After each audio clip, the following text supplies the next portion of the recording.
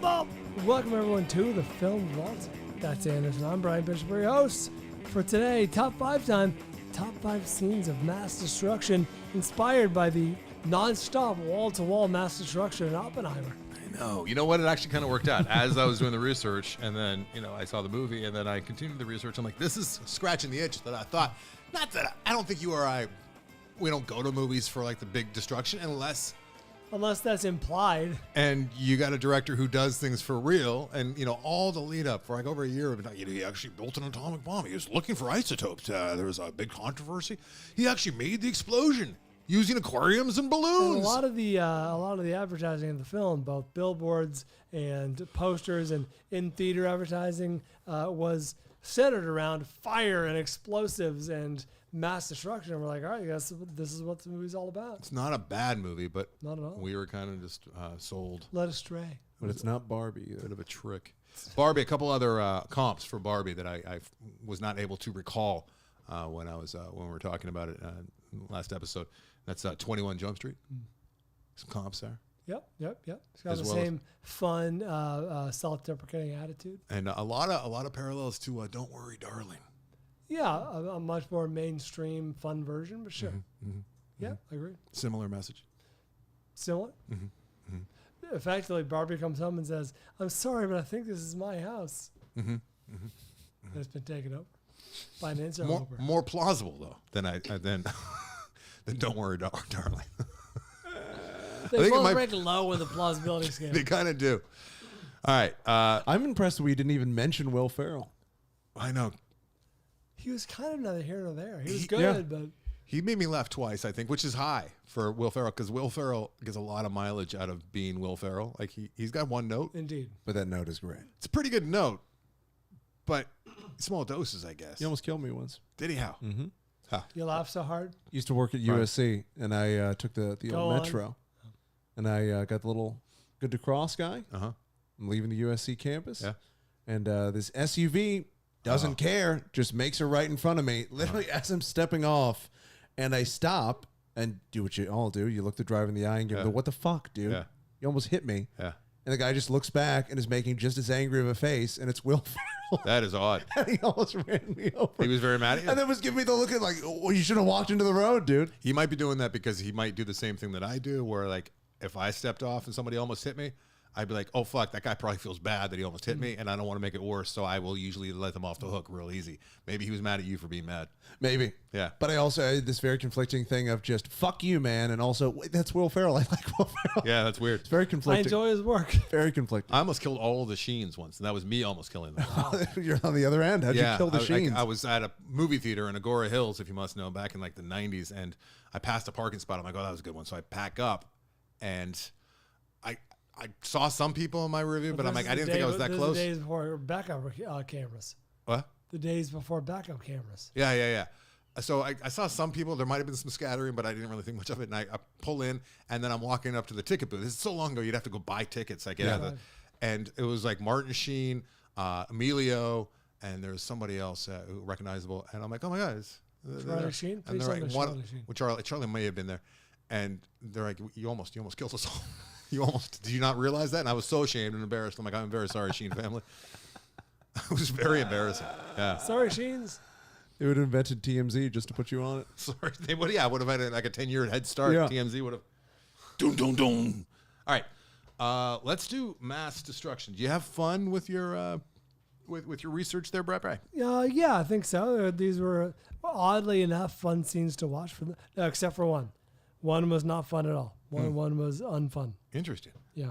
These should all be fun, right? One is unfun. Okay. I also pivoted off a couple of, I would say, what I assume will be popular choices. Yeah. I kind of pivoted and went, well, that's all too obvious. Okay. Well, I got some obvious ones. So I watched a number of medleys, as well as a bunch of, just written research, reading stats, going, the IMDb, the channels that we usually go through. And it occurred to me that we could have just done top 5 destroying the Golden Gate Bridge scenes. That's true. The Golden Gate Bridge does suffer quite a bit. It suffers a lot. And in the last 2 decades, yeah. The last 5 decades, every chance they get, they're just destroying that poor little red bridge. I have a theory about that, which is It's a pretty simple theory. Oh, really? I mean, they always hit landmarks that are recognizable. That's all. True, they do. but there are many landmarks. You could do the St. Louis Arch or Mount Rushmore. The reason they do the Golden Gate Bridge, so many of the CGI. Because Hollywood hates the gays. No, some of the CGI houses are in the Bay Area, and they see that all the time, and thus it sort of seeps into their mind, hey, let's destroy the Golden Gate Bridge. You think it's that simple? They're like, we are geniuses in our field, but we need to destroy things. I see Red Bridge. We destroy Red Bridge. Yeah, they all live there. Yes. Yeah, that's right. Like all the... like, and the first people... Why were so many movies centered in New York for the first 50 years of film? The first... Hollywood. The first people that be wiped out by the wave, or like they look just like the family members of the people. I see family every day. We kill those people who look like family. My son dies first. It's a bit of a deep pull. I think maybe, Brian, it's if you are onto something, it might be that fucking bridge with the gridlock that I got to deal with every day. I'm gonna destroy Let's it. destroy this motherfucker.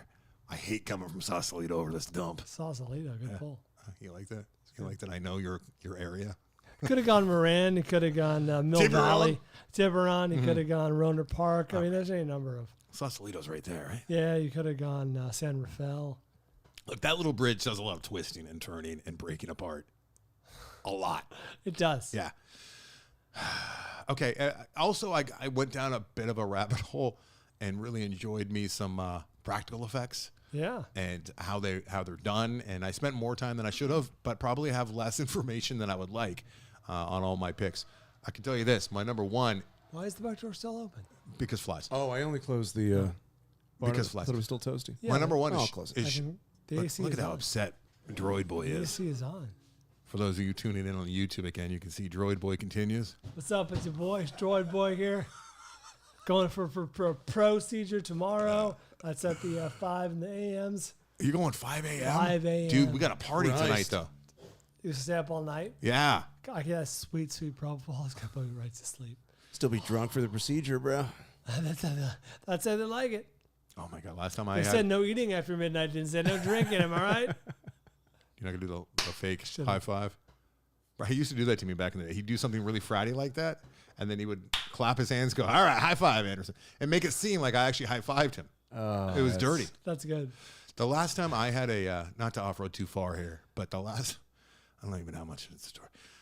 Last time I had a scheduled procedure, it was a big one. It was when they took my rib out, re-broke my back, took one of my vertebrae out, took out all the metal that was in my back, and put in all new screws. It was like one of those things where I knew I was going to be in the hospital for at least 2 weeks. I was going to be like laid out, not even able to be on my feet for like 5 days. Jesus. And I had a chest tube, which is Did like they the worst pain. catheterize you? Catheterized me again. I want to know this is about the second time I was in, though, but this one was scheduled. The first one was, the initial damage. And then it didn't take. The first surgery was like the metal was coming through my skin and out of my bones, so they had to redo it all. So that was on the calendar. And not only did I party really hard the night before, but I did weird shit with my buddy Max. We went and we, God, this is so dumb, especially this does not age well. But we put on ski masks and went to a gas station asking for like absurd items. You could have been shot. Yeah, for sure. Yeah. We're like, where's your WD-40 or something stupid like that? And they're like, where's your ropes and duct tape? We did it 2 or 3 different places too. The one guy that was so upset about it, and I feel really bad looking back, but I mean, I was crazy, right? And I was like fucking 19, 20 years old. And you thought there was a chance you're going to die the next day. Yeah. So, and my friend Max was always up for anything. So the one guy, he got really, really upset, rightfully so, right? He's like, take anything. We could have, but we didn't. We just were being jackasses. I think at one point we were... whatever, we were looking for like flowers for a girl or something. It was stupid. But we thought it was hilarious because and then we went back like 2 hours later, and I was dating a costume designer at the time. So she had general uniforms, like actual like generals, like what Jesus Christ. what Damon was wearing at times in Oppenheimer. We went back to the scene of the non-crime, and the guy sees us coming up, and we're wearing the sunglasses. Absurd, middle of the night, and he unlocks the door and he lets us into this like little mobile gas station. And then we just proceed to act like we're gay lovers, and we're asking for like the extra thick condoms or stuff. We thought it was hilarious. I still have a Polaroid picture. I still have the condoms. No, I got a Polaroid picture of the two of us dressed up like generals right before we went for the guy was very nice, and I actually felt bad. That's the listener art right there. In the midst. Yeah, right. But that Leave was me out of this. So what I'm saying is we should do something special for you. Oh, for me. Yeah, because you got a procedure tomorrow. You know what would be really special? Wrap this up early bedtime. Oh. That sounds great. We got top 5 Tom Cruise running scenes too to do tonight. I got to finish eating by midnight. Don't make a gremlin joke. No, it's actually good. I should have done that. No, it's actually not. Don't get me wet. I can't wait. I'm a fucking gremlin. I can't get wet. I can't get these things wet. I'm not allowed to take a shower. Oh. Can't feed me after midnight. I'm a fucking gremlin. Can you dress up like a general? I'm a mogwai. Can you dress up like a general? I could. Let's- Wait. I mean, no. Let's go to a convenience store, Brian. Not with what I have on hand. Let me show you how the other half lives. Let's How go. to live. YOLO, Brian. YOLO. I feel like it's a more dangerous time. Droid boy It would is. do it. I would never dream of doing anything like that because I'm an adult now. Also because of the times, like it's just different. And they can film you. People would see you Oh, yeah, immediately. Yeah. That poor fucker. I mean, you know that guy still tells the story though. He's like, I almost got robbed, and then 2 generals came in, and they seemed to be in love with each other. Like an hour later, not related. Sir, did you hit your head? The 2 things unrelated. Is there carbon dioxide monitor Isolated working? incidents. We were looking for cherry Pez one of the times. That was what we were frantic about. Where's your cherry Pez? Where? Stupid, just stupid 90s bullshit. Okay, I know. I can't believe you're here today. All right, let's get into top 5. I'm an adult now. I have a child, and I'm a responsible human being. All right, let's go. All right. Come a long way. I want to go. I like my number 1. My number 2. No, sorry. My number 1 is heroin. Heroin. Upsetting. Heroin. It's heroin. Heroin. It's the heroin scene. Yeah, I got some. Of course, they're on your list. I'd be shocked if they weren't. Real obvious, but for good reason. I got like I said, my number 1 is shocking. But when I actually researched, I'm watching it. I'm like, wow, that looks good. I don't remember it looking that good. I didn't like this movie. This movie annoyed me. I think I might have liked its twin better. But these effects look fantastic. And then I went down the research hole there, and it's really impressive, some of the shit that they did. Huh? This is, some of the stuff predates the CGI, which kind of makes everything boring. There's a rash of these movies that came out like in the 2000 aughts and whatnot. And I 90s, skipped a whole bunch of them because it was just the same CGI wave doing the same thing over and over now again. We're going to destroy that, or this city, or whatever. Right, yeah. So there was a surge of them in the 70s, right? The disaster films, the Irwin Allen disaster films. Poseidon Adventure. Yeah, there was Earthquake. Fucking A. That's an airplane. Brick of shit. Wow, that's one way of putting it. Charlton Heston. I can't. I cannot. His hands are dead and cold somewhere. Yeah. So you're okay. Yep. You must especially hate him because he had real strong thoughts on race mixing. And yet he was very progressive. Was he? In the 60s. Yeah, there's in the time. Yeah. Maybe he just lost his mind. He's stuck there. He's stuck in the 60s. I'm looking forward to Bryan's descent. When he starts to unravel. Unraveling? When he unironically goes, I don't think Avery can work on this anymore. Yeah. It's just like, all right, that joke is old. It's like, not a joke.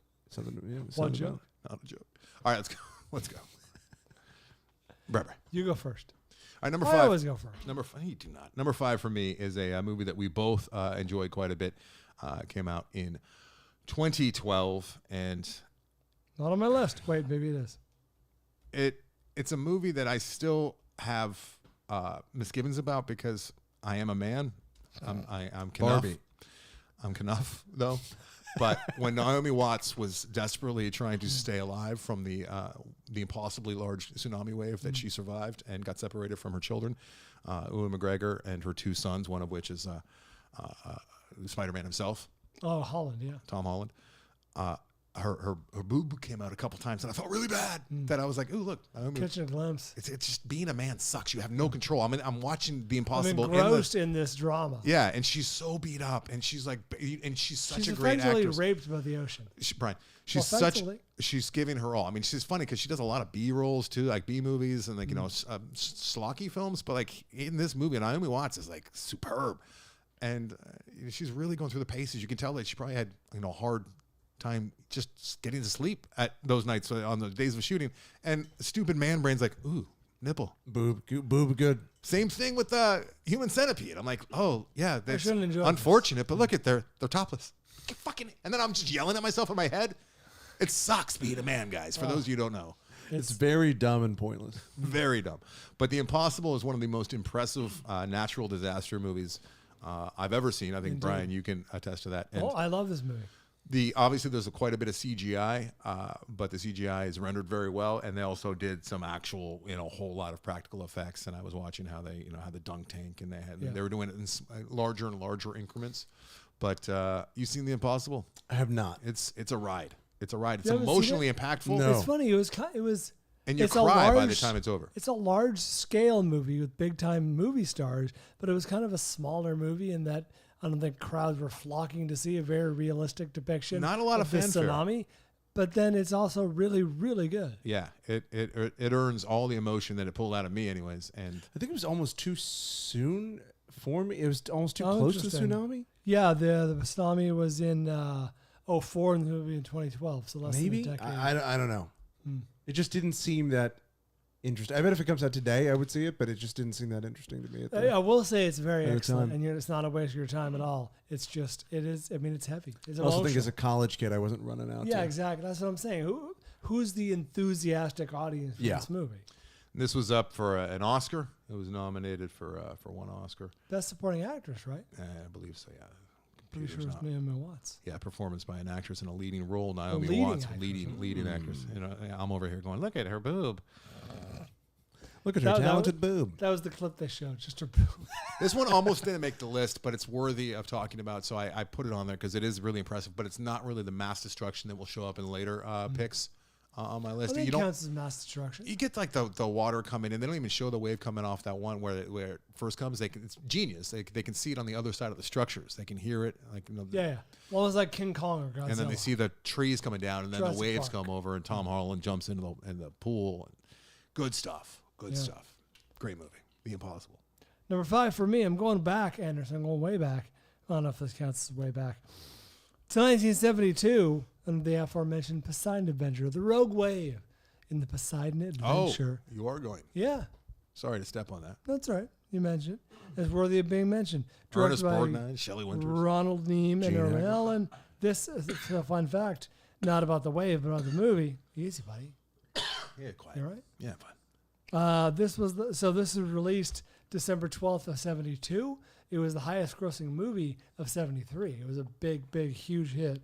That was back when they'd stick around forever, too, because they had nowhere else to screen Yeah, it, right? exactly. So they're like, we're not giving it to you just yet, HBO. Sit tight. It made twice as much as the number 2 movie, which was Deliverance. Both very fun movies. Yeah, fun, enjoyable nature films. And by the end of 1974, it was the number 6 highest grossing film ever. 2 Oscar wins and 7 nominations. We did practical effects, and I think this might have been on there. Yeah, because it was, This set was- all practicals. Amazing. And Frank Drebin as a very straight role. Yeah, Leslie Nielsen. Yes. Frank Drebin. He's the boat captain. He's not having any of the little kids' nonsense. Got to go down with the ship. That's right. Got to go down. He had with no the ship. choice. Yeah. All right, good choice, right? Yeah. I- And of course, the ship flips upside down on New Year's Eve. People are hanging from the tables. It's great. It's a remarkable scene. I looked at it. I didn't feel like the ship was enough to call it mass destruction, but the Impossible, also same thing. Like I shouldn't have had that on Oh, the you list didn't consider- necessarily. So we should define small mass destruction. floating- What do you consider mass? I floating consider like city.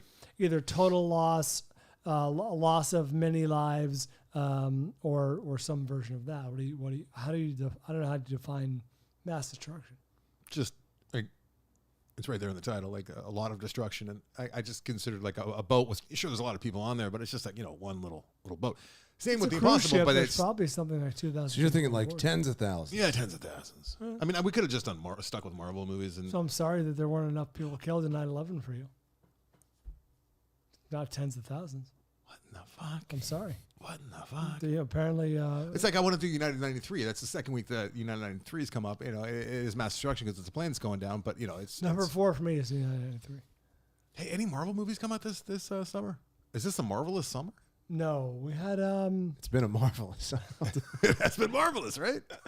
That's pretty good. Was there any? yes, early on there was what? Oh, there was Ant-Man. some shit I didn't see. Fucking Ant-Man. Ant-Man. Man, that was like February. Was it? It Yeah. felt like a while. Well, either ago. way, it was this year. Yeah, but like There usually was something summer. more recent, wasn't No, they got the Flash over there. They There was got Guardians. Oh, God, Guardians. Blue- there?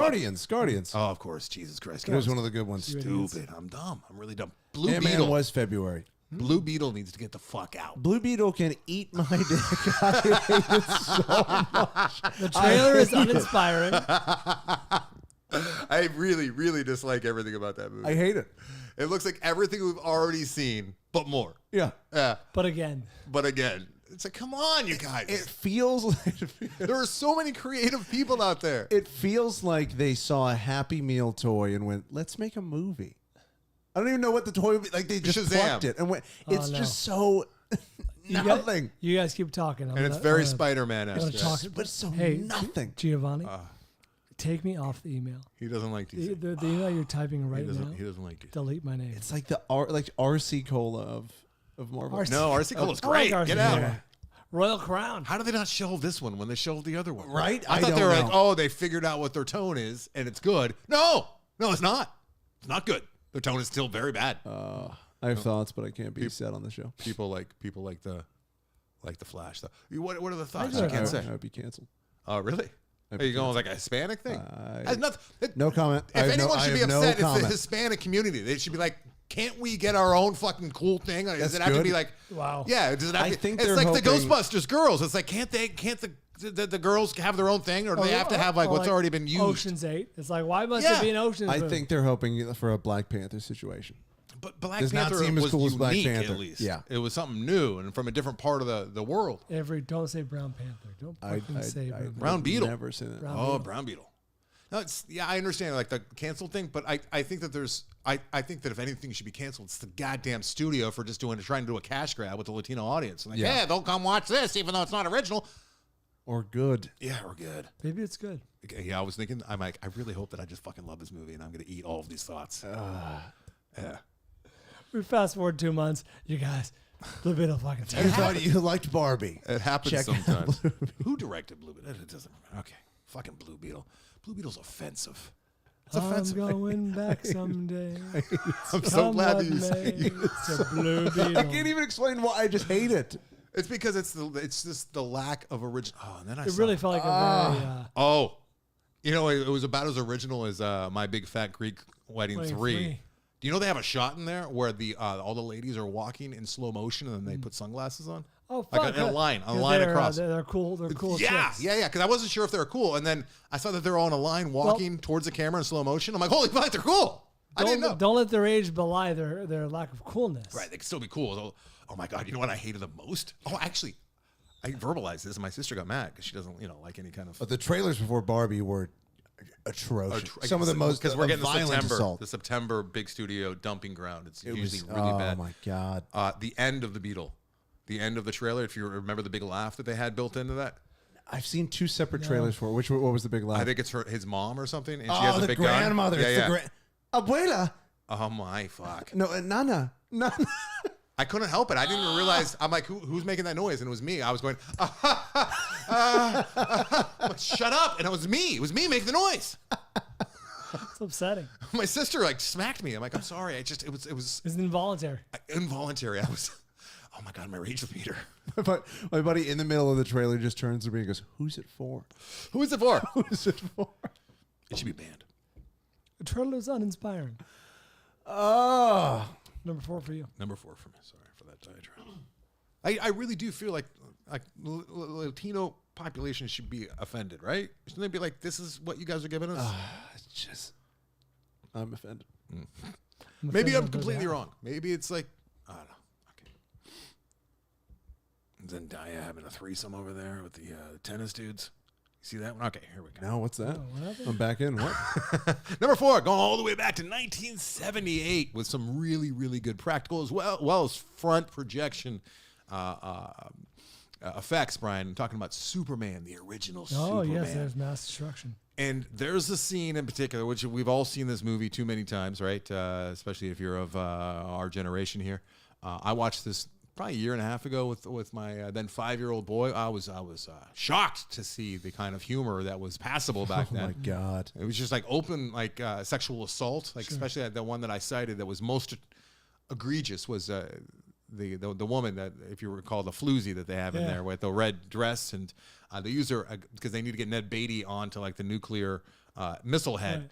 Which is being transported by the army, and their big plan, Lex Luthor's big plan, is to. She's on the side of the road. Yeah, they stage a fake car accident, and they put her in her red dress in the middle of the road. So when the army comes across her, they're like, "Oh, a woman in distress." The entire regiment comes out of abandons their vehicles, pulling a nuclear fucking, and they all surround her. Like when a player is injured on the field. Yeah. Yeah. It's a huddle. Perfect circle. Yeah, yeah. It is a huddle of like 20 Army dudes. And then the guy in charge, right? He goes, I'm going to have to know. He's like, get off of her, Private. She needs mouth to mouth, but it needs to be me. And then he has them all. Everyone turn around. Circle up and he says, face. about face. And he gets down and then it cuts away. And it's supposed to be a big, like, he's about to have his way with this passed out car wreck woman. Just, who wouldn't? That's the joke. At best, he's molesting her. I'm like a 6-year-old boy watching this going, that's funny, I guess. I guess I laugh now. He's going to touch her boobs probably because he thinks she's passed out from head trauma. I'm the nephew of an aunt. I know 3 Jews. The 3 Jews was funny. We're talking Barbie again. That was that. I was the only one that laughed at that. I'm like, am I not supposed to laugh?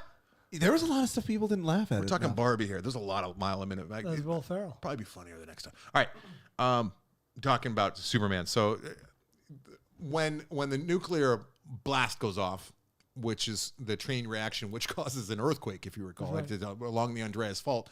So like it causes like the earthquake. A whole bunch of shit hits the fan, right? One of which is Lois Lane is driving down the street, and like we see the actual Doesn't earth she opening fall up. into a crevasse? She does fall into a crevasse, and that was really interesting how they did that too. Like they actually were crushing the car while she was in it, back in a crushing yard, and then doing the pullback where like they had the car actually in there and pouring dirt on her and whatnot.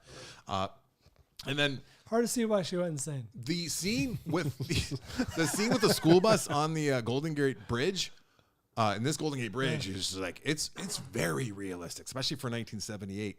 It looks really good. They were using miniatures, but it looks fantastic. So I know we're not doing top 5 practical effects, but he's also in the center of the earth trying to, he actually undoes. What's funny too is the sequence is like he undoes the earthquake by going and holding up the mantle of the earth. Right. Yes. Yes. But that's not the big. Then he goes and he saves the school bus kids and lays down his track for the Amtrak. And then he goes back in time, right? Yeah, well, he gets really sad about Lois Lane, yeah. And doesn't he spin and thus create like a drill effect? Or am I thinking of something else? That might have been a different movie. Because he just used the Earth's opening and went in there. Okay. But a whole lot of shit's happening, especially in Southern California for that scene, and it hit the mark for me. It was very, very good. Mass Destruction, 1978's Superman. Also, there's a great shot in there, and I found out how that was done, and I was wrong in watching this in the past. He flies, so he's with Lois Lane, and he flies. This might be really boring and like just nerdy like film shit, but she like says goodbye to him, and he flies off of her rooftop, right? And then it doesn't cut away. It follows her, and she like thinks of the name Superman, and then she goes inside of her apartment, and Clark Kent comes in the door. And I thought that they just had him on wires, and they pulled him around the side, and he got into the Clark Kent stuff, like maybe had 20 seconds. And yeah. But no, like he wasn't actually even in that. They did the front projection thing again. So she was waving goodbye to film of Superman in 1978. And then Clark Kent was like, Christopher Reeve was actually just out front waiting for his cue, but it was all one. Yeah, yeah. And it was the kind of thing where I didn't even recognize it when I was a little kid, but I've seen it since when I was watching with Atticus like a year and a half ago. I'm like, that's really impressive. They got him around out of the Superman thing in 20 seconds, but apparently like it took an hour for them to do the back and forth. So it was actually a trick shot. And you can kind of, if you know what you're looking for now, you can kind of see it. But I found that. I can picture that because I remember like, wow, they really got him there fast. Very, very interesting. Yeah. I found it to be interesting. I thought he had a twin when I was a kid. I thought he had a twin. That would explain a lot. Yeah. So an obvious choice that I'm pivoting away from is, of course. I don't want to say what I hate. Blue Beetle. I don't want to get canceled. Avery. I mean, that's the only thing not to hate about that movie. Really. If it was all white people, there'd be no reason. Oh, then we could just really. I feel like we already did, though. I don't know how much harder we can go. Okay. I have no thoughts. I mean, it's so bad it's going to make me not like Coco. That's pretty bad. All right, now we're getting close to like okay. Number 4 for me, worthy choice, and I expect it maybe to be on the listener list eventually, but would be Terminator 2, of course, Judgment Day. Sarah Connor's vision of what would happen. Good choice. And it's not my choice. Of what happened, the mass explosion in Terminator 2 kills everyone, turns them to fucking paper, burns them in there where they sit. And it's it's a harrowing scene. Mm-hmm. However, I'm going to pivot because she turns into a skeleton. She does. We talk about Terminator 2 a lot. Heroin. It's a great scene. What about heroin? He keeps saying harrowing, and it sounds like heroin. Yeah, it does sound like. She's the heroine of the film. It's a great scene, but we talk about Terminator 2 a little too much, so I'm actually going to pivot. It comes up on this show a lot. We, like yes, like in French? No, like you. Yes, you talk about. I tend to talk about the film a lot. However, I am going to talk about Judgment Day in Terminator 3.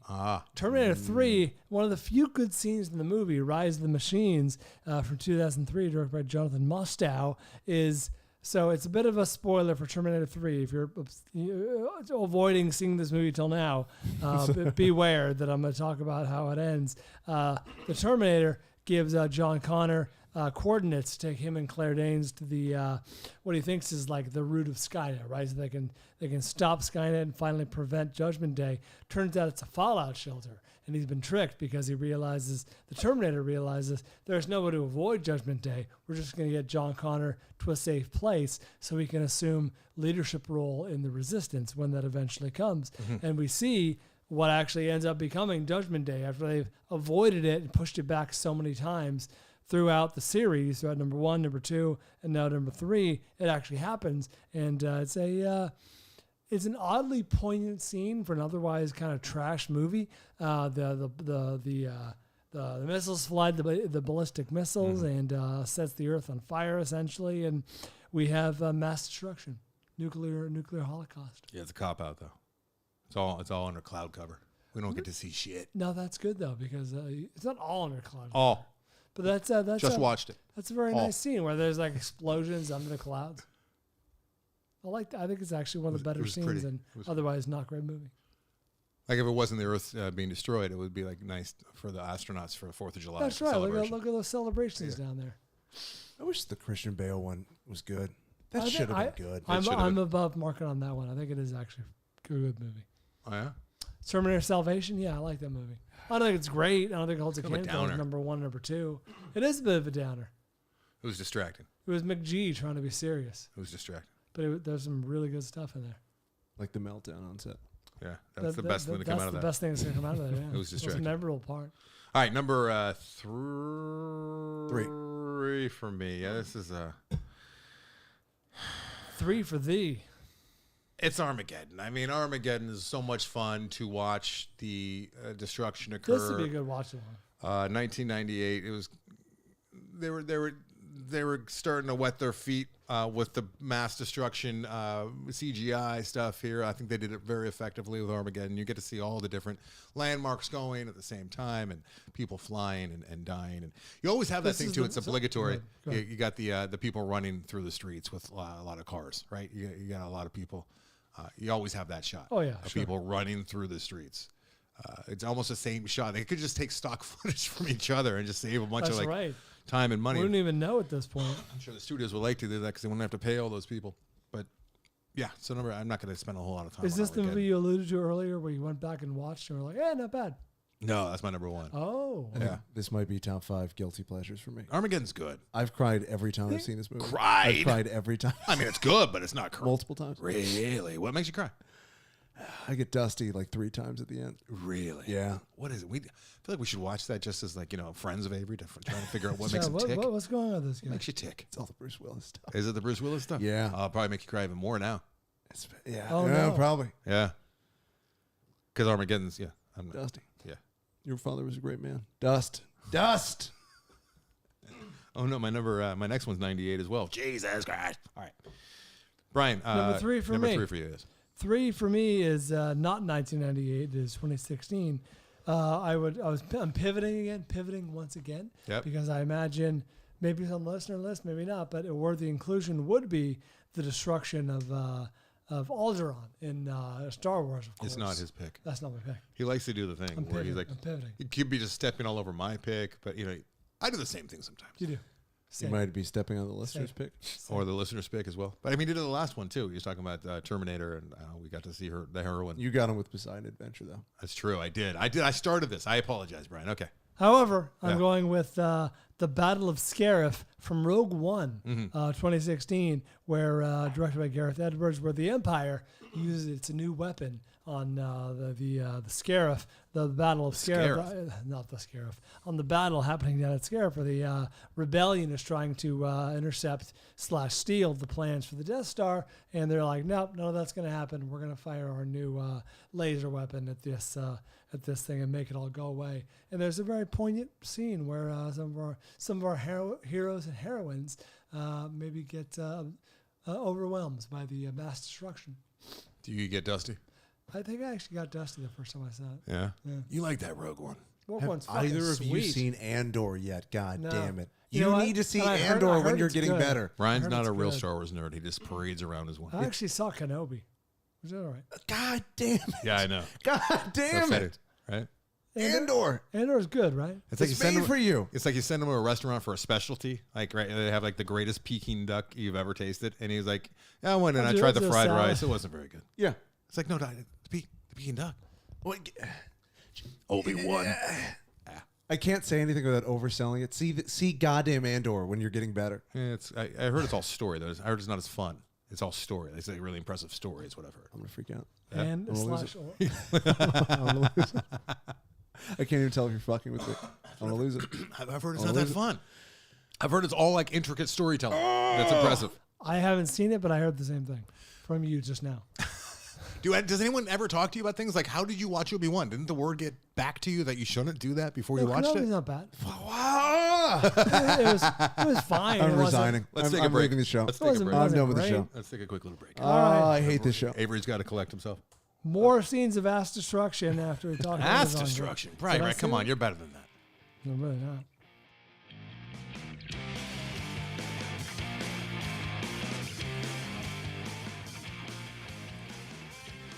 Should I see Andor though? God damn it. I heard the book of Boba Fett was pretty good. No one saw Andor, and it's goddamn criminal. It's fucking I've Yeah, heard, Avery fired up. I've heard things. First Barbie, now this. What's It's better, better. Andor? It's better than Barbie. Wow. It's 1,000 times better than Barbie. 1,000. And Avery wants to marry Barbie. Yeah. Yes. Oh, I wouldn't mind that. Jesus, Brian. The wife's in the other room. It's fucking. She actually has the line out to dinner with my mom. You could have just gone with the other room thing. know. You didn't have to. She's in another room in another place. Another, You know what's weird? what's that? I don't know if this is the right place, the right Like Brian forum. hasn't seen Andor. I haven't seen your mom in a while. Just caught up with her about, I don't know, 45 minutes. Hey, tread carefully. I introduced her to Avery, right? Your mom reminds me a lot of somebody. Okay. Is it me a TV reference I don't get? No, somebody you know. Somebody you know well. Is it Jillian? No. Someone I know Opposite well. of Jillian. Who? Tell me. Your wife. Yep. I mean, I can see that. Wow. A lot like Christy. Oh, really? Your mom is a lot like Christy. Okay. Like, good. if I had to guess, like, these it's are both Christy's great mom. women. She talks like her. She acts like her. There's a lot of similarities, Brian. I'm just saying, it's an interesting choice. Yeah. I think we worked on Loveline long enough to know that girls look for unconsciously models of their father and Right. their partners, and maybe I unconsciously look for a model of my mother. and my Or partner. consciously. Because, I mean, it's spot on. It was not conscious. I'll tell you that much. Like, if I was casting Christy These in are a movie beautiful women. and I had a flash forward scene, I mean, your mom would just be right there for I don't think physically they resemble each other. the way that they manifest Oh, their I see. speech and yeah. Okay. If a woman is dating me, her dad usually has a terrible hairline. Yeah? I usually suss that out. And Do it's you- usually true. Are you usually like prepared for that when you No. go? But I'm like, that's why I'm in there. Your dad is a horrible hairline. So, Yeah, I feel good about that. Christy's dad is a great man. so you and Avery you go. would That's right. you and Brian would be competing. Yes. All right, let's get to the movies. I mean, let's get to the Amazon. All right, let's just do it. We couldn't Things have been in the same purchased. frat. We couldn't have been in the same frat. Things purchased on the Amazon link. That's at topandersonandbrian.com. Include, hey guys, thanks for tapping that link and buying things such as someone got 3 Ring floodlight cams, BedJet 3 climate control for beds, as well as a BedJet cloud sheet. There's no better time for that. Toby Vivid V3 monosuit, Ego Power Plus cordless leaf blower, Brother wireless laser printer, and Brother genuine super high yield toner cartridge. 509 altitude carbon fiber helmet was purchased. And this was a nice blast from the past, Anderson. Astronaut ice cream? No. Oh, we watched your tongue. That was you remember that era? Yeah. Were you listening? I don't think. Yeah. That was a weird era for the film vault. No, Anderson. A couple of people clicked through and got textbooks. I thought our audience had aged out of textbooks, but we sold a couple. Although maybe they have like high school kids. Oh my God. Hey, it's back to school time. New generation of Film Vault listeners. Think about that. Someone got rules of thumb for maintenance and reliability engineers, and someone got general chemistry, the essential concepts. Yeah, I guess your kid. Wow, some of you have kids that are textbook age. Hydrogen. Thanks for thinking of us. AC, that's you. AC Infinity Air Trap Booster Fan. Helium. Embark Breed Identification Kit. That's for identifying the breed of your dog. All right. It says it's the most reliable. Amazon Fire HD8 tablet. What? Can't you just Google image that shit? You should be able to.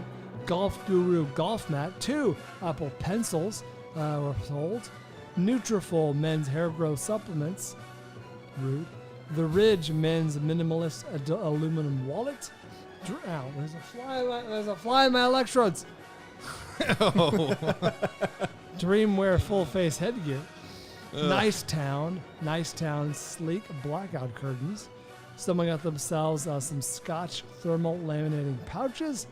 And finally, last but not least, some good listener, some faithful, supportive listener helped themselves to a Voweek cordless vacuum. I gotta wait for this.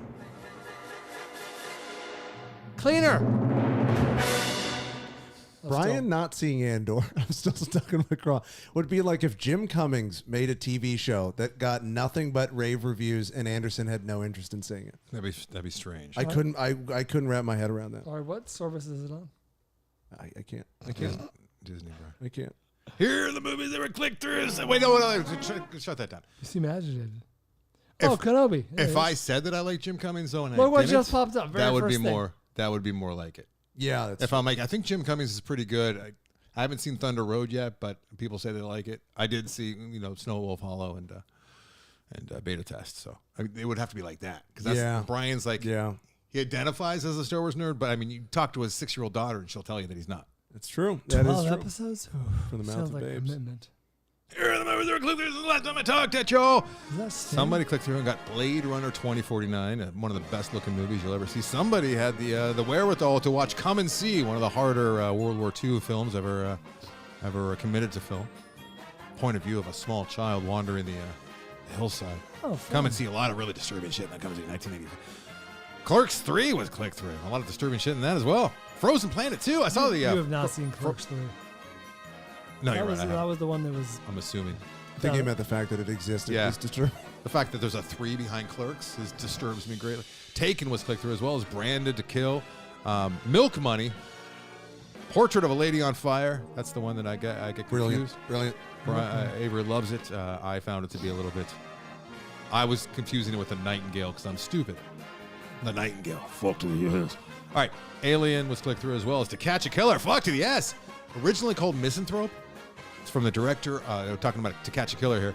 Directed by the same fella who did Wild Tales, Brian. Oh. And it's Mendelsohn. Yes. Killing it, Brian. Love that. Killing it, as well as Shailene Woodley. Beau's Afraid. Don't mind if I do. The Artifice Girl was clicked through, as well as Biosphere. Heard good things. Blackberry. Fuck to the yes with the Blackberry. Mother, May I? The League. And somebody clicked through and got Asteroid City. Thank you for clicking through and getting that. I hope you enjoyed. Now back to the program.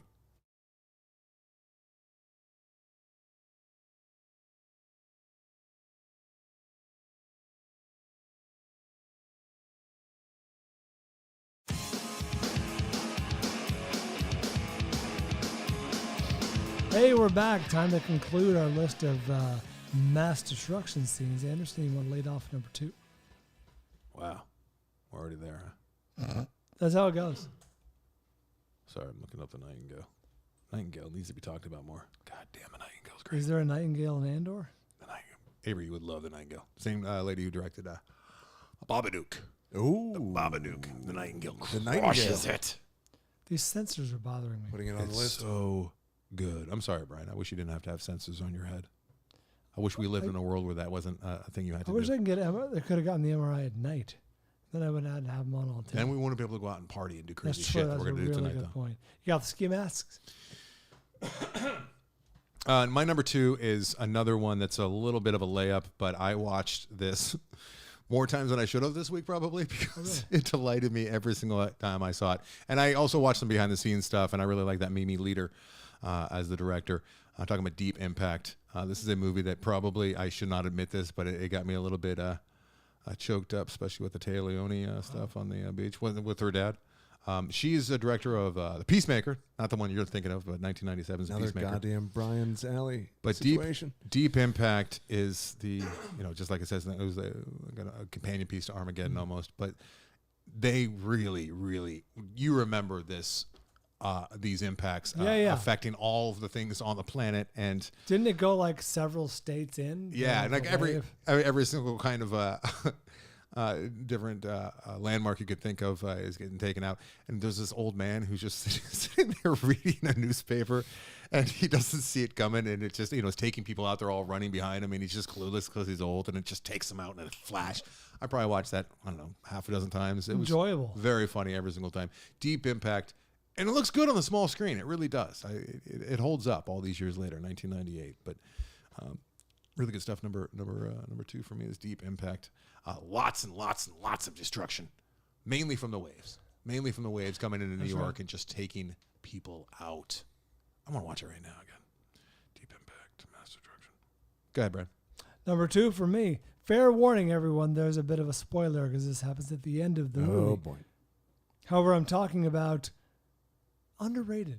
I don't know. I don't think Anderson feels as strongly about this movie as I do. I'm talking about Watchmen from 2009, Zack Snyder's Watchmen. So there's a fun scene at the end where Ozymandias, one of the Watchmen, has sort of gone rogue, and he's being set up as like the arch villain, right? He's being set up as the one they're all trying to stop from destroying the world, and he explains his master plan, as all movie villains do, to Rorschach and Night Owl, and he's like, I'm going to launch these nuclear weapons and make it look like Dr. Manhattan did it, who's one of their Watchmen, and thus we're going to kill millions of people. However, it is at the service of saving billions of people, because the world will descend to nuclear chaos if we don't do this. Right. And you're just filling in the blanks with sounds. You have no idea what I'm saying. No, you did Dr. Manhattan, and they're gonna. There you go. Yeah. Watch here. It's one of the funniest things you ever said. Yeah, Dr. Manhattan. People running on the streets. Oh, look at this guy. Watch this guy. There he goes. That is pretty good. Watching Deep Impact. I liked Watchmen quite a bit. I think it's underrated. There's a fun moment where Rorschach, one of our anti-heroes, basically says, "We're not going to let you do that," and Ozymandias says, "Not going to let me? Do you think I'm a comic book villain?" Which, of course, he is. But in the movie, he's like, "Do you think I'm a comic book villain? I'm not going to tell you my plan if there's even an infinitesimal chance of you ruining it. I set the nukes off 30 minutes ago." And we cut to things happen, and we see the nukes going off, and New York gets destroyed. And then President Nixon, who was president in 1985 in his 4th or 5th term, because the Watchmen have helped him win the Vietnam War. They covered up Watergate, and thus he's extremely popular. And so he's now in his 5th term, and he's on the TV explaining, "We will unite. We'll put aside our differences with the Soviet Union and fight to defeat Dr. Manhattan for this terrible blah, blah." And it's one of those principal to villain moments where you're like, all right, that was evil, but that makes sense. I understand why you did it. And even Dr. Manhattan's like, yeah, he's right.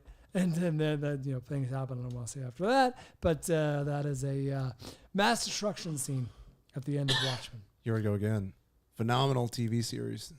The Watchmen on HBO. Was barely aware of it. Very, very good. Everyone was talking about it at the time, but I haven't heard a whole lot about it. Very good. And he had no desire to make anything more. He wrapped it up in just one limited series, and it was same characters? Phenomenal. Yes Some and of the no. same characters? Yes. But the same actors? Hard to tell with all the makeup and. I don't think it was the same actors, but some of the same characters. Blue Peen. It might have been Blue Peen.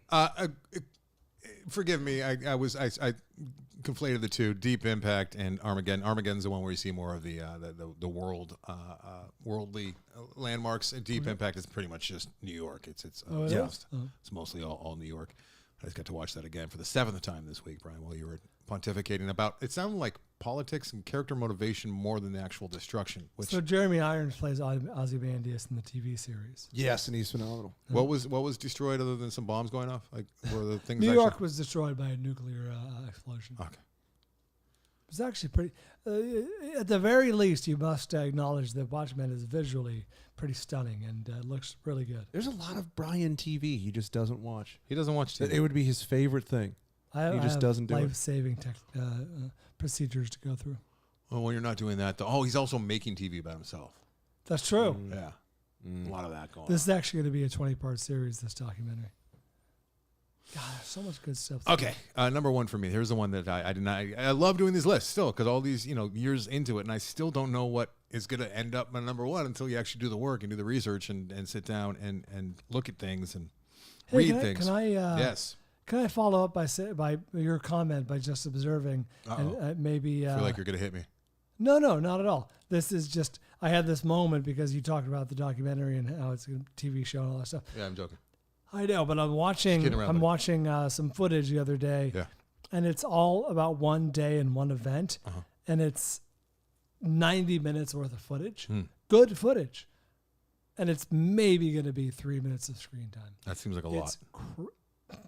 It's crazy how little this footage yields. You know what I mean? And that's just the formula for a documentary. I'm learning, but just the idea that there is so much and yet so little will be squeezed from it. And this is surprising to you?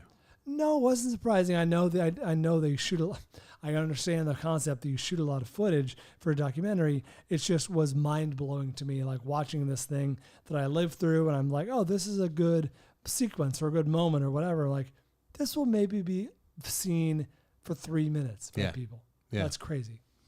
You're suggesting that it could almost be like its own like short or like featurette. There's a world where you could make something out of it, something longer, but in service of the larger story, it's 3.5 minutes. Which might, because I mean, if it was longer, it would probably drag, right? Yeah, exactly. It'd be labor. But to you, a point that's already been made. To you is like a big. Yeah, it's like imagine harvesting a field full of lettuce for one salad. Here's how you got to think of it, though. You harvest that field of lettuce. Maybe it's only like one salad, but what if that salad is eaten by? Well, this is not bad. But like, okay, how many people? Let's say it's 3 minutes in the movie. Let's say like 100,000 people see it. That's 300,000 minutes of people experiencing that went into it. So with the salad metaphor, I look at it as like, yes, we harvested a whole field, but goddamn it, we got the best.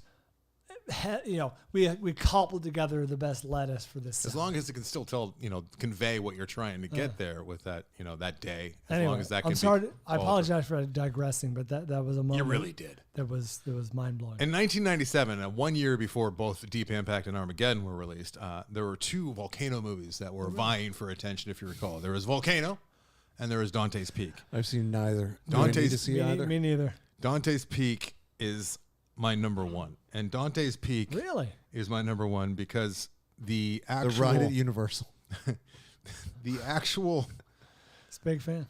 The actual destruction, the scenes of destruction that this volcano causes, mainly the water destruction, is so GD impressive, and I saw how they did water destruction. Yeah, there's a dam that breaks.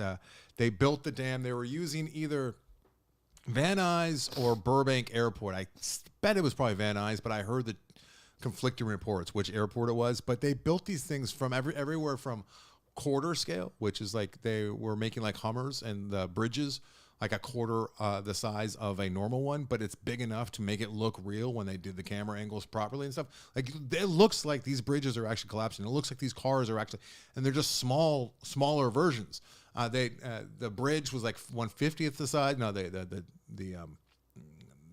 dam was like 1/50th, but they actually broke it. And it's not like the old miniatures like we saw even in Fitzcarraldo, which I love that movie. But I mean, some of the miniature work is just like embarrassing. They think just over cranking the camera and slowing down, it's going to make it look like it's actually bigger than it is. But the way that they did it in Dante's Peak, it It's one of those typical movies which I kind of accused Mission Impossible 9 of being, which isn't really fair because there's so much lead up. But back in the day, including this movie, just tons of fucking lead up or exposition and character development of characters you don't care about. There's a whole act and a half, basically. Just for like the 10-minute ride at the end. But this 10-minute ride is really impressive. And I don't remember even liking the movie, but doing the research this week, also just the destruction of everything. I mean, this is a hard one to do as well because like you got to actually kind of see these things, right? I wish this was a visual. Wish we were doing this one like at a live show in a theater or something. But the Dante's Peak money shot there at the end is great. It's really, really good. I wish is it worth seeing the whole movie? Or is this like a YouTube special? Yeah, you could just watch the money shots at the end stuff. But it's really impressive. Fair enough. You got to take my word for it. Where is Dante's Peak streaming? Because if it is, you can just go. Well, I'm saying if it is, you can just fast forward to that part. Pierce Brosnan. Look at like they actually destroyed bridges. look at these cars. This is an actual bridge that came apart. Oh, wouldn't you know it, Anderson? Streaming on Stars. Stars is killing it. They're fucking killing it. Oh, Linda fucking Hamilton. impressive. That's pretty good. How impressive is that? See, now I kind of got stuck with the practical effects and realistic effects but I mean, there's a lot of destruction, a lot of massive destruction because this is a volcano. It did damage. Okay. This is a prequel to Fire of Love. No, they probably watched it and loved it though. They're probably consultants. Could be consultants, or they might have like walked out of there going, "No, it'll never happen." That's not real. Full buildings just coming down. It's good shit. Number one for me. And it's before the CGI too. Anticlimactic, but number one for me is the tsunami from The Impossible. Oh, really? Your number 5. It's an amazing scene and it's harrowing. I know I've used that word a lot, but it truly is. Like this is. I don't know about you when you saw this, Anderson, but I was like dreading the scene. I was like, oh, I know it's coming. I know it's coming early. The whole movie. And you cared about the family. And you did. And the scene is just as terrifying as I can't. It gives you. It does what movies, like good movies, should do like this, where it gives you a glimpse. You're not in it, obviously, but you're like, wow, I feel like I have some insight as to what these people must have gone through. It's not like 2% of what they actually went through. That's what the feeling I had walking out of that theater was that you felt like you went through a small little it was one of those walk a mile in their shoes, even though that sounds almost like absurd because of what they went through. But the realism of it wasn't just spectacle. Like it was arduous to go through that movie. Totally. And I feel like it's kind of a real shame that that movie didn't find an audience and more people didn't talk about it. Let's see if it's streaming. Let's do a service right now. The Impossible. You can stream it on Roku channel with ads or rent it. It's a worthy rental. This is a solid movie. The Impossible. Not fun. Not low in the fun. It's not fun, but it's such really, really adept filmmaking that it's fun's not the right word, but no, it's not. It's arduous, but it's rewarding. It's rewarding. It is. It's rewarding. It is. I guess that's the best way to put it, Brian. Yeah. Highly recommend that Impossible. Indeed. All right.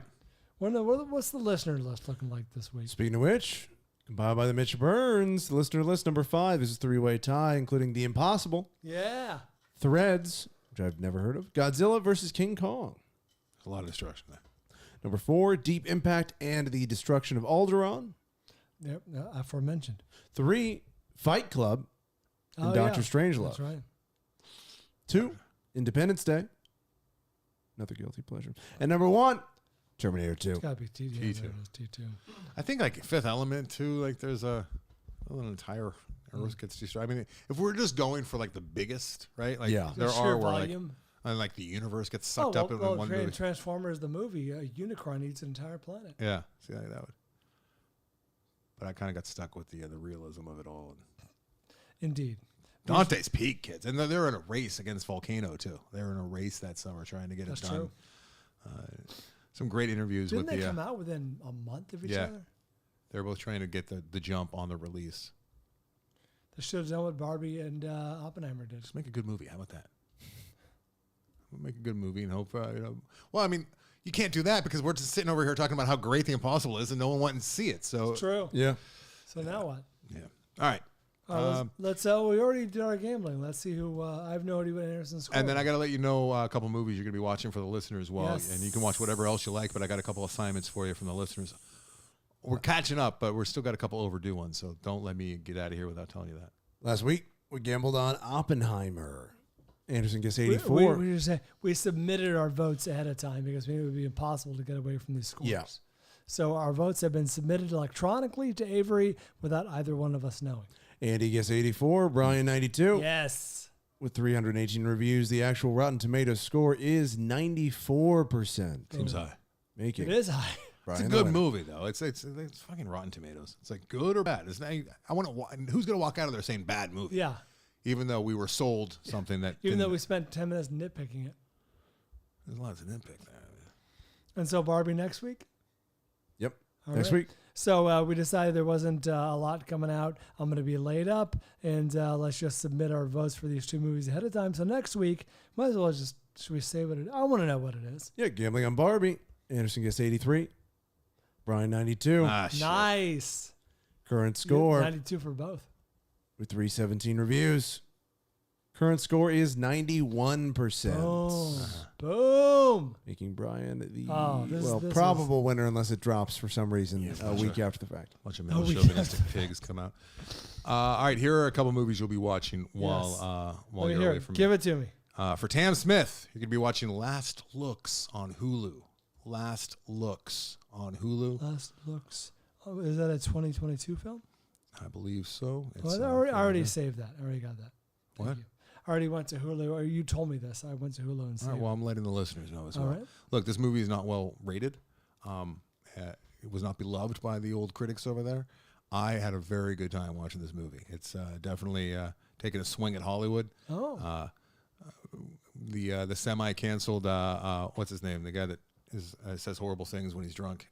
And he directs. Gibson? Yeah, Mel Gibson. Mel Gibson plays a very fun character. I think this seems like a Bryan, like an upper tier Bryan type movie. Last Looks, a lot of fun. Idlewild, which is I have a place in my heart for the little small mountain town of Idlewild. That's where Christy my camp just takes. went there a couple My months camp ago. takes place up there, and Oh, that plays a larger role in Last Looks. So Last Is Looks, that the Sons of Anarchy guy? yes. All right, I'm in. And then also John Campbell is having us watch Synchronic, which is a movie I've been meaning to catch up with for a while. It's from the guys that did Spring, as well as that Loop movie. What is Spring and Luke? Loop. Loop. Maybe you don't know their work, but they're laptop filmmakers. Ah. Some of the best early drone shots I ever saw was in Spring, where really interesting work. Doesn't look laptop to me. Is the biggest movie they've done so far. Anthony Mackie is in it, and there's some good things. The rare film that's streaming on Netflix and Prime. What was that? What's the name of the Loop movie? I'm drawing a blank on it. I was just talking about it last week. Also, other movies coming up for listeners. Alan Hassari is having us watch Dinner Rush, and then Danny Leffler is having us watch But I'm a Cheerleader. We also got Dogville coming up. Why does you want to see that? Jonathan Oxhorn. We have a music documentary on the band XTC. This is Pop. XTC. This is Pop for Jared Patrick. That's coming up. And High and Low will be seen before many of those, thanks to Andrew Martin assigning us High and Low, which is a Kurosawa film that I have yet to see. So we got some good ones. Excited. We got some good ones coming up, guys. And I'm still waiting to hear from a number of you as well. And we'll be watching Cure from TJ. Okay, let's wrap this baby up. That was fun. Oh, listener art. I was excited with the listener art. Gotta see where is it? Is that Mickey Drexler? He looks old. I believe it is. Why am I bald in one picture? But I like the hair. I like the hair a lot. Nice work there, Jonathan Oxhorn. As always, Jonathan, one of our more consistent and reliable listener artists. That's good stuff. Yeah, Millard and Mickey Drexler. If you want to submit your own, contact tfv@gmail.com. There you go. And if you want to see him, Instagram and the website, andersonandbryan.com, is the best way to check those out. Anderson and Bryan as the Instagram handle. AndersonandBryan.com is the website. That's where you can go to see Jonathan's art, or you can go to learn more about Take Today. They're our feature artist this week, I should say. Thank you, Take Today. The Film Vault on Patreon. Lots of good stuff going on. Join our watch-alongs. Those are a good time. Everyone enjoys those. We do. We're doing it remote now, which is actually better. Actually works out a little better. It's good times. Bryan and I don't hold hands anymore, but we are more, I think, engaged with the audience and with each other, strangely enough. Indeed. So check that out. Anderson and Bryan is the TikTok. Anderson and Bryan is the Instagram. The Film Vault on Twitter and Facebook, and the Film Vault podcast on YouTube. Hey, thanks, Gio, Mitch Burns, Mike Cole, and Eric Cath. You guys helping the show go, and we appreciate your efforts a lot. What am I missing? Anything? Loadedforbear.com. Loadedforbear.doc. What is it? Loadedforbear.doc.com. This month we'll be doing top 5 Tom Cruise running scenes. He runs the majority of his movies, and we take a look at that this month How on the clever Patreon. will the bald man get? Patreon bonus top 5 that we do monthly. You'll also hear a red light, green light from either Florence or Diana. I haven't figured out which one's going to slot in there, so we'll figure that out. And I guess, Bryan, until next time. Yeah, what do? We do it for Van Gogh.